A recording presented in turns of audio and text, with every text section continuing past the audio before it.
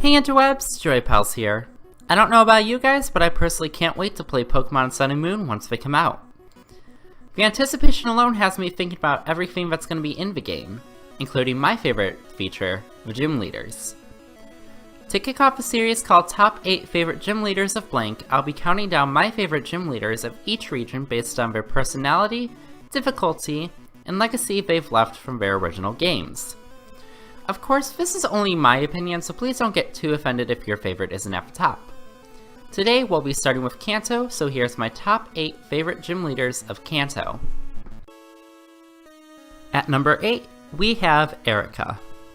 Erika has the poor position of being the pushover gym leader in Kanto, especially when it comes to the original games.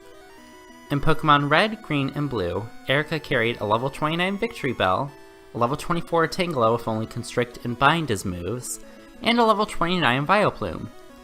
In Pokemon Yellow though, Victory Bell and Vileplume were both downgraded to Weeping Bell and Gloom, albeit with level boosts. Now, here's the issue. Aside from Bug, Grass and Poison were two of the worst typings you could possibly have in Generation 1, as the strongest Grass move, outside of Vileplume's Petal Dance, was Mega Drain, and Poison was left with Smog and Poison Sting as attack options. Bring in the fact that Ice moves were all over the place as well as Psychic types, and you have a combination that should be a breeze for any trainer. In Celadon you can get Ice Beam, whereas for Psychic types you already have access to Mr. Mime, Execute and Executor, Abra's Line, Drowsy and Hypno, and Slowpoke and Slowbro by this point of the game, as well as Mew if you're performing the Mew glitch. A typical trainer in these games would also have Butterfree, Pidgeot, or Fearow at this point of the game as well, making it an even bigger cakewalk. Sorry Erika, you're just not that strong of a gym leader, and you don't have a personality to make up for it. I just want to know what that guy outside of your gym sees. Number 7, Koga. Before you raise your pitchforks about Koga being so low on this list, keep in mind the remaining 6 gym leaders. Sure, Koga's gym is challenging in terms of walking through it and the massive level spike between his gym and Erika's. 50 level Venomoth on the 5th gym, anyone? But was his gym exactly hard to beat? No, of course not. Like we just discussed in Erika's point, the Psychic type was the typing that ran rampant back in Generation 1. So much so that not one but 2 types were introduced to try to nerf the type in Generation 2. Psychic, as we know, is strong against Poison. So same Pokemon that wiped out Erika? They could do the exact same thing again against Koga. Once you add in Poison's weakness to ground moves, and the fact that you could have easily gotten a few ground Pokemon if not Earthquake by now, Koga easily becomes a pushover. Again, he gets massive points for his gym design and his personality of being a ninja, but as a gym leader, he's really not all that tough. Next up at number 6, we have Blaine. Blaine unfortunately falls into the same type issue Koga and Erika fell into, which is having a bad type for a gym in Generation 1. But of the 4 that had this issue, Blaine's gym was the most fun. All the gyms before Blaine's either had a puzzle or a simple walkway to the gym leader. But Blaine, he has riddles. If you get the answer right, you get to progress to the next riddle. If you get it wrong, however, you have to fight a trainer to advance. It was a nice test of skill to see what you learned at this point of the game, to see if you were really paying attention. As for Blaine's battle, it's not the most difficult in the game due to having a poor Generation 1 type, but he will leave you roasted if you don't play right regardless. The reason why Fire was so bad in Generation 1 is because freezing was as good as knocking a Pokemon out. And if you use a Fire move on a frozen Pokemon, it becomes instantly unfrozen. Not to mention the common Rock, Ground, and Water moves flying around, and you're left with a near useless typing in competitive play. Blaine's personality makes up for it in spades, but in terms of the 4 gyms in Generation 1 with bad typing, he comes in second. So who's the top of the bad portion? At number 5, we have none other than Lieutenant Surge. Now, don't get me wrong.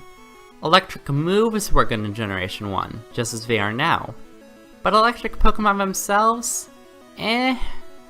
Let's just say they weren't all the best, as all the ones in Generation 1 save Zapdos were monotyped, and most of them had scarce move pools on top of it. In terms of Lieutenant Surge's gym, it's not all that difficult if you take advantage of the fact that you were able to catch Geodude and Diglett/Dugtrio at this point of the game. Otherwise, it will be a somewhat engaging battle. Where Lieutenant Surge shines against his three competitors below him is in his personality and his gym design. I think we can all agree that the most time we've ever spent in a gym working on a puzzle was in Lieutenant Surge's gym, trying to get the goddamn garbage can switches to work in our favor. As for his personality, he single-handedly posed a giant question for the lore of Pokemon. Was there a giant Pokemon war that Lieutenant Surge was involved in, and is that why the player's father is missing? Of all the questions posed by Pokemon's characters over the last 20 years, this is the one I want answered the most. Add that giant mystery lore to Lieutenant Surge's shockingly electrifying personality for a supposed veteran, and you have a memorable character on your hands. He may have had a bad type to work with, but he is easily the most fun in terms of the gym leaders. Now we get into the upper half of the list, where the gym leaders actually have good typing to work with. To kick that part of the list off, at number 4, we have Misty. Misty's gym had impeccably perfect timing in the gym sequence, with only 3 super effective Pokemon options available unless you chose Bulbasaur or unless you were playing Pokemon Yellow, those options being Bellsprout, Oddish, and Pikachu, which, as we discussed with Erika, are not the best options back in Generation 1. Her Pokemon are also perfectly leveled given the Nugget Road training you do before her gym, making for a nice and fair challenge. Speaking of Misty being a challenge, she happens to carry one of the best Little Cup Pokemon at the time, Staryu, along with its amazing evolution, Starmie. Misty also gets special props for having the gym that activates one of the possible ways of getting Mew in the original games. So why isn't she higher on the list with all these positives? Well, as I said, this is based on the Generation 1 games, and in those games, Misty didn't really have that strong of a personality, especially in comparison to her anime counterpart. Well, not as strong as her other 3 competitors for today's top slot, that is. At number 3, we have Sabrina. As I've mentioned at multiple points in this video, the Psychic type was the strongest typing in the game at the time, only being rivaled by Normal in strength. Sporting 0 usable weaknesses, as Ghost didn't have an actual damaging move outside of Lick, and Bug only had Leech Life, Twin Needle, and Pin Missile as attacking options, Psychic ran rampant with the powerful Psychic move and very useful secondary moves.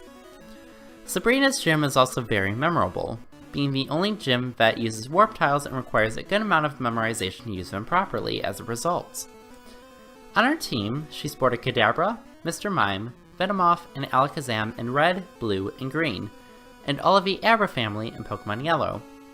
Despite not being a Psychic type, the Venomoth she has acts surprisingly like one, inflicting 2 types of status as well as having the Psychic move Psybeam, which her Kadabra and Alakazam were also carrying.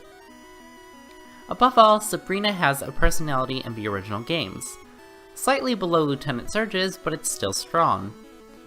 Just with her pre-battle quote, you get a sense of what her childhood was like. Magical, but isolated. By posing a great challenge and having a personality that extends beyond a singular quote, Sabrina easily takes my number 3 slot. With 2 left, who do you think is going to come out on top? At number 2, we have Brock. How is the first gym leader the second best Kanto gym leader, you may be asking yourself? Well, allow me to explain. In the original games, your options were very much limited for Pokemon at this point. You had the starters, Rattata, Spearow, Pidgey, the Nidorans, Minky if you were playing Pokemon Yellow, and both of the Bug families. While you may have been fine if you chose Squirtle or Charmander in red, blue, and green, you were beyond pressed if you chose Charmander. If you chose Charmander, like a majority of Generation 1 players did, you had to catch and train up a Nidoran or a Caterpie and evolve it into Butterfree to even stand a chance. As for Pokemon Yellow, you were also able to catch a Mankey. Now, this is where the bleak odds come into play. Both the Nidoran learn Double Kick, and while they learned the move at level 12 in Yellow, they have to wait until level 43 until they learn it in the other games. And I don't care how much patience you have, you're not waiting that long in training. Plus, the Nidoran will have evolved into Nidorina or Nidorino at that point, so that's out unless you're playing yellow. For Minky, you'll have access to low kick off the bat, so you'll be fine there. As for Butterfree, your only attacking option that'll actually do damage to the two rock Pokemon is Confusion. It won't be the worst option in the world since Butterfree is a fully evolved Pokemon, but Butterfree is 4 times weak to rock, creating a massive issue. For that alone, everyone who has ever played the non-yellow Generation 1 game starting with Charmander has a very difficult start due to having to face Brock first, followed by Misty. Otherwise, Brock is a pushover for a gym leader, but where he shines from there is an easygoing personality as well as a now classic gym layout for the first gym in every region except for Kalos. He may not be the strongest, but for quite an infamy level, he takes the number 2 slot on my list. And by process of elimination, I'm sure you figured out that number 1 in today's list goes to Giovanni. For anyone who played Generation 1, it should come as no surprise that Giovanni comes at the top of this list. You fought against him a multitude of times throughout the game as the evil leader of Team Rocket, so you know damn well by now he's trying to take over the world. He's been nothing but cold and ruthless so far, making this final battle against him all the more titillating. His gym design should come as no surprise either, being filled to the brim with movement tiles like many of his hideaways prior to this battle. His teams are also no surprise, building off the battles that you've had with him, especially the one from Silph.Co.